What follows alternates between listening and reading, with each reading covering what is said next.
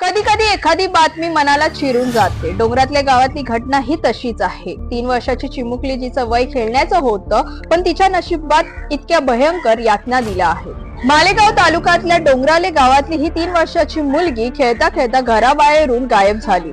कुटुंबीय आणि गावकरी शोधत होते। थोड्याच वेळात एका गावाच्या बाहेर झाडीत तिचा मृतदेह सापडला। डॉक्टरांनी सांगितलं तिच्यावरती लैंगिक अत्याचार करून दगडाने मारून तिची हत्या करण्यात आली। हे ऐकून गाव थरथरलं। पोलीस तात्काळ तपासाला सुरुवात केली आणि त्यांनी विजय खैरनार या 24 वर्षाच्या व्यक्तीला अटक केली। पूर्ण मालेगावात प्रोटेस्ट सुरू आहेत। गावकरी रस्त्यावर उतरले आहेत आणि त्यांचं म्हणणं एकच आहे, जोपर्यंत आरोपीला फाशी होत नाही तोपर्यंत आम्ही चिमुकलीचा अंत्यविधी करणार नाही। माझ्या मामांची मुलगी होती ती 3.5 वर्षाच्या मुलीवर इतका खालच्या पातळीचं झालेलं आहे। जोपर्यंत तिला न्याय मिळत नाही, जोपर्यंत त्या समोरच्या व्यक्तीला फाशी होत नाही, तोपर्यंत माझ्या मामाची मुलीची अंत्यविधी होणार नाही।